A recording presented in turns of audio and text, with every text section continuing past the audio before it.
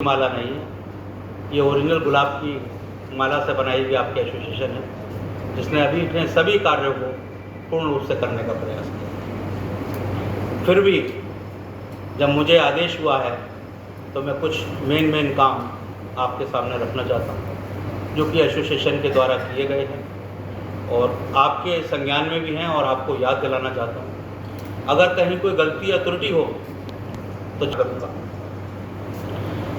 सर्वप्रथम हमने 19 जून 19 को श्री नवनीत सहगल के समक्ष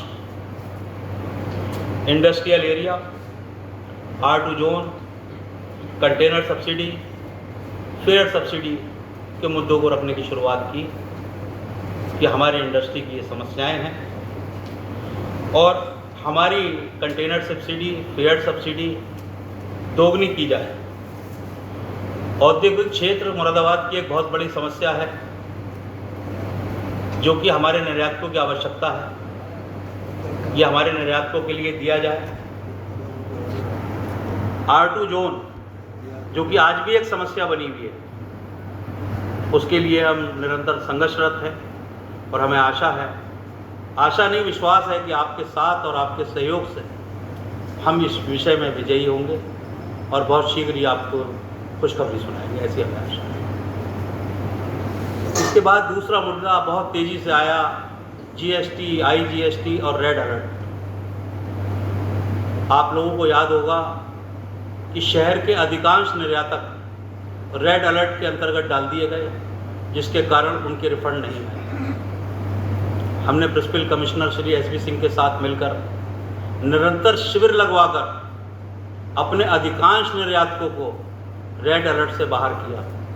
ये सब हम आपके सहयोग से ही कर पाए हैं, इसके लिए मैं आपका धन्यवाद करता हूँ। GST व IGST की समस्याओं के लिए हमने निरंतर सरकारी अधिकारियों से भी बात की, और जब उनसे बात नहीं बनी और हमारे निर्यातक बेचैन हो गए तो हमने श्री राकेश कुमार जी और जफर इस्लाम साहब के माध्यम से, ये फोटो गवाह हैं, श्रीमती निर्मला सीतारमण जी से मुलाकात करके, और अगले ही दिन आप सब लोगों का, पूरे भारत का 11,000 करोड़ रुपए का GST अगले दिन ही रिफंड होकर आप लोगों के खाते में आया है, जिसके आप लोग गवाह बैठे हुए हैं। तो हम इस बात पे विश्वास रखते हैं कि आपकी समस्याएं कैसे हैं। आज भी हर समस्या में हम आपके साथ खड़े हैं और हम हर समस्या में आपके साथ खड़े हैं। अन्य निर्यातक संगठनों ने हमारा साथ पूर्ण रूप से दिया। मैं उन सबके सहयोग के लिए भी उनका धन्यवाद करता हूं कि बिना उनके साथ के और बिना उनके प्यार के हम ना यहाँ तक पहुँच पाते और ना ये कार्य कर पाते। उसके लिए अजय गुप्ता जी भी हमारे साथ बैठे हैं, सुरेश गुप्ता जी भी हमारे साथ बैठे हैं, मंगला जी भी बैठे हैं, नीरज खन्ना साहब भी हमारे साथ बैठे हैं। मैं इन सबका हृदय से आभार प्रकट करता हूँ कि सभी संस्थाओं ने खुले मन से हमारा साथ दिया है।